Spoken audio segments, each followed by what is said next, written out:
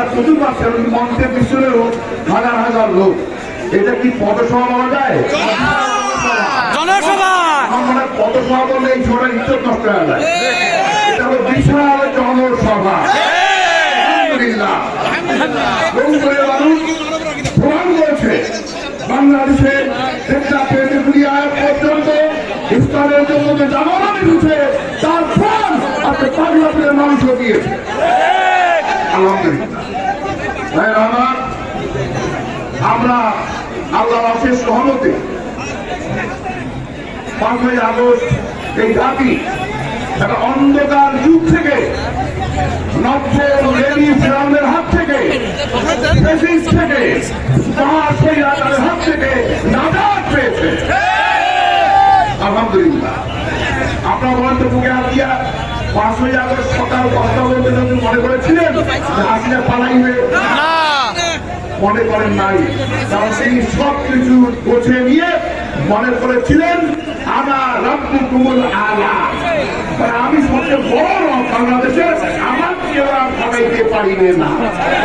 কিন্তু বাংলাদেশের ছাত্র জনতা বিশ্বকে দেখিয়ে দিয়েছে যে এত বড় মহাশয়তান মহাফেকির মহাশৈলাচারীকে পালিয়ে দিতে পিছন দরজা দিয়ে। দুঃখ হলেন উনি শাড়ি কাপড় ছায়া পায় নাই।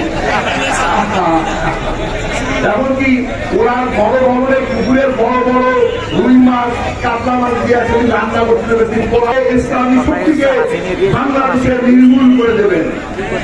কিন্তু জামাত ইসলামী ইসলামী শক্তি নির্মূল হওয়ার নয়। আল্লাহ সৈনিকরা কখনো নির্মূল হয় না।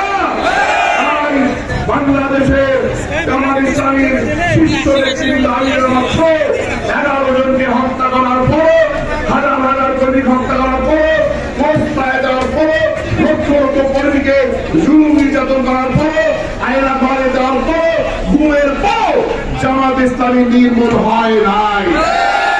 আল্লাহ সাক্ষী, বাংলার মানুষ সাক্ষী, বাংলাদেশের তেঁতুলিয়া খাতে টেকরা পর্যন্ত বাংলাদেশ জামাত ইসলামীর কর্মীরা আগের তুলনায় 5-7 গুণ সংখ্যায় রয়েছে। আজকে নবজাগরণ শিখেছে এই জাগরণের মাধ্যমে আগামীতে বাংলাদেশে একটি সুখী সুন্দর কল্যাণ রাষ্ট্র বাংলাদেশের মানুষ পরিষ্কার করে ইনশাআল্লাহ। ভাইরা আমার, দেশের শক্তি পালিয়ে গেছে, কিন্তু তাদের ষড়যন্ত্র শেষ হয় নাই।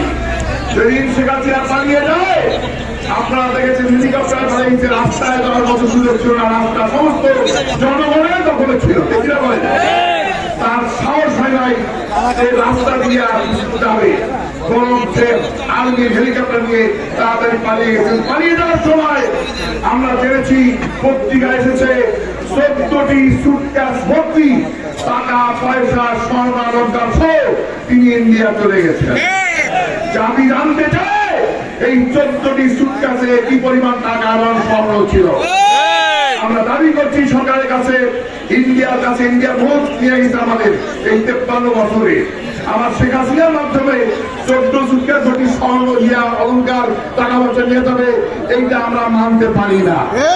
ইন্ডিয়া ফ্যাসিস্ট পচা স্বৈরাচারী হাসিনা দেখ আমাদের আপত্তি নাই, কিন্তু আমাদের সম্পদ নিতে পারবে না। সেই সম্পদ ফেরত দিতে হবে। পরিষ্কার বলছি, খুনি হাসিনার বিচার বাংলার জনগণ একদিন না একদিন করবে ইনশাআল্লাহ।